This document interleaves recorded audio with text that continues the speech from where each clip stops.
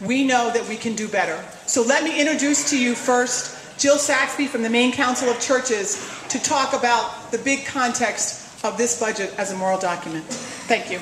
Jill.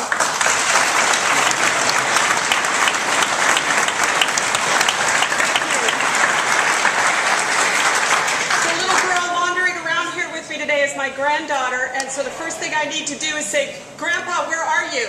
She's wandering around, so please find her.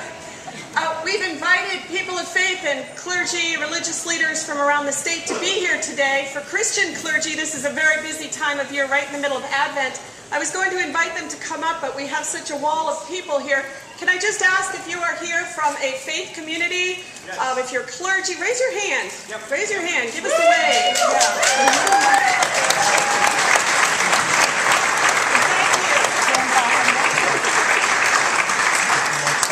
you. In the Bible, the Hebrew prophet Isaiah spoke the word of the Lord, saying, "Is not this the fast that I choose, to loose the bonds of injustice? Is it not to share your bread with the hungry and bring the homeless poor into your house? When you see the naked, to cover them, and not to hide yourself from your own kin." Your own kin, our own kin, members of our own family, brothers and sisters, parents and grandparents, children and grandchildren. People of many faiths, including those from the Maine Council of Churches, have come to our State House today to say, tens of thousands of our kin, members of the one human family of Maine, will be hurt by these cuts, including many who are elderly, who are children, who are living with disabilities, who are low income, who need health care, who need shelter. We will not hide from them. We will not forget that we are all one kin. We are all members of one family. A week ago, the Maine Council of Churches, when we learned about these cuts and changes, put out a statement of conscience opposing them. As of yesterday morning, more than 520 people had signed on to this statement. They are from all over the state, Bangor to Brunswick, Auburn to York, East Millinocket to Kittery Point. They are clergy and lay people. They are Jews, Christians, Buddhists, interfaith, non-denominational. They are rabbis, priests, nuns, ministers, and members of faith communities all over the state. All have said that they oppose these cuts not just as bad policy or bad economics, but as morally wrong. And more signatures continue to come in by the hour.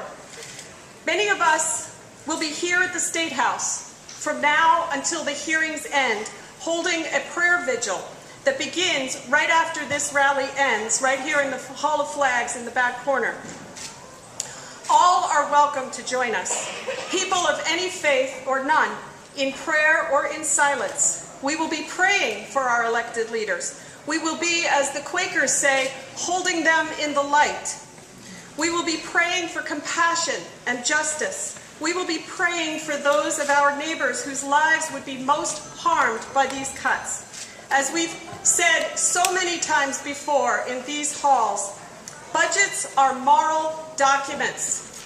Budgets are the choices we make together about how to take care of each other as one family. And the moral measure of any budget, of any economy, is how the most vulnerable among us is faring. In the Bible, the prophet Isaiah spoke the word of the Lord, saying, "If you offer your food to the hungry and satisfy the needs of the afflicted, your light shall rise in the darkness. You shall be like a watered garden, a spring whose waters never fail." We are all in this together, every one of us here in Maine. However bad things get, it is possible for us not to fail one another. It is possible for us to stick together. It is possible for us to make it through these times together without abandoning anyone. We are not islands of isolated economic activity, our value as members of the family cannot be reduced to dollars and cents. We are not separate, and we shall not be separated. We shall not be moved. We are kin. We are family. Take a look at the person in front of you. Take a look at the person to your left. Go ahead. Look at the person to your right. Take a look at the person behind you.